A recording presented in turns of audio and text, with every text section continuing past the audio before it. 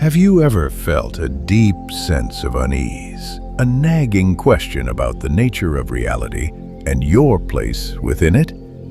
Imagine for a moment being a powerful king with all the riches and responsibilities the world could offer, yet still feeling a profound yearning for something more. This is the scene that unfolds in one of the most remarkable spiritual dialogues in history, the Ashtavakra Geeta. It begins not with pronouncements, but with questions. Questions posed by a seeker, King Janaka, to his spiritual master, Ashtavakra. Janaka asks, "Teach me this, O Lord.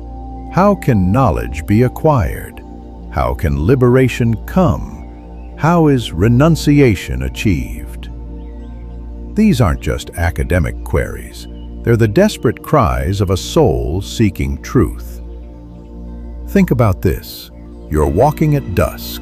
The light is fading, and suddenly you see a terrifying ghost. Your heart races, fear grips you.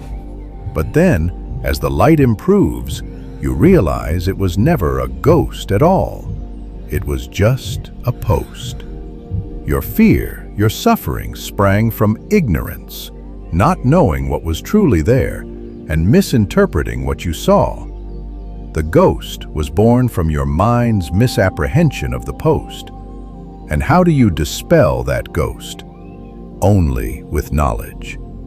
Once you know it's a post, the illusion vanishes.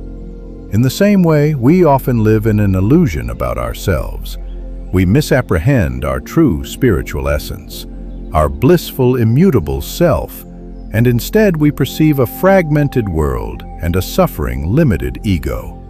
This ignorance of our true nature creates our struggles. So Janaka's first question is incredibly profound. How can knowledge be acquired? How do we gain that clarity to see beyond the illusions of our limited self and the world?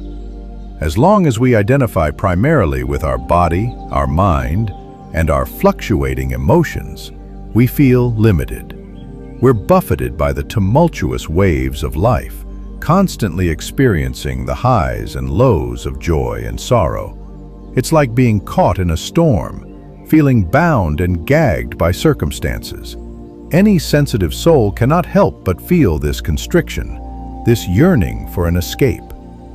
This is why Janaka asks his second crucial question. How can liberation come?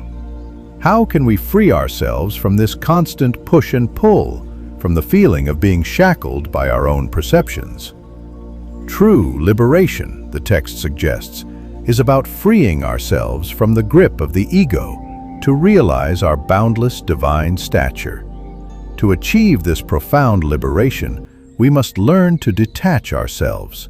This isn't about running away from life, abandoning duties, or simply giving up possessions. The Gita makes it clear. Outer renunciation without inner detachment is just unproductive escapism. You can't run into spiritual dimensions by running from life. Our sense of attachment springs from a feeling of incompleteness, a belief that acquiring and possessing things will make us whole. When we perceive a world of separate objects, our ego labels them, likes some, dislikes others, and gets caught in a cycle of desire and aversion.